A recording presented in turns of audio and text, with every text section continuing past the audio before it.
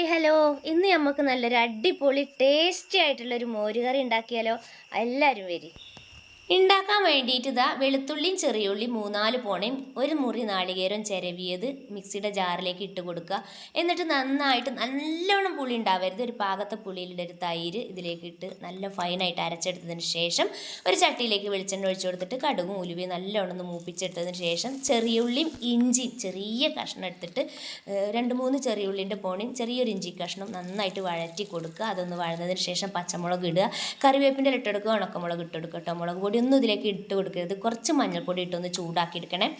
എന്നിട്ട് നമുക്ക് ഇതൊന്ന് കുറുകൽ വേണമെങ്കിൽ അതിനനുസരിച്ച് വെള്ളം ഒഴിച്ചത് നീട്ടി കൊടുക്കുക. പിന്നെ നമുക്ക് ഇതിന് ടേസ്റ്റ് കിട്ടാൻ വേണ്ടി ഒരു ടീസ്പൂൺ അല്ല 1/2 ടീസ്പൂൺ അരിപ്പൊടി വെള്ളത്തിൽ ഒഴിച്ച് ഇളക്കിയിട്ട് അതും കൂടി ഒഴിച്ച് കൊടുക്കണം കേട്ടോ. ചാറിനൊരു കുറുകൽ ഗ്രേവി വരാൻ വേണ്ടിയിട്ടാണ് കേട്ടോ. എന്നിട്ട് ആവശ്യത്തിന് വെള്ളം ഒഴിച്ച് കൊടുക്കുക. എന്നിട്ട് ഇതൊന്ന് തിളച്ചതിന് ശേഷം നല്ല 2-3-4 പച്ച കറിവേപ്പിൻ്റെ തണ്ട് ഇതിലേക്ക് കണ്ട് ഇട്ട് കൊടുത്താൽ മതി. നമ്മൾ അടിപൊളി ടേസ്റ്റി ആയിട്ടുള്ള മോര് കറി ഇവിടെ റെഡി ആയിട്ടുണ്ട് കേട്ടോ.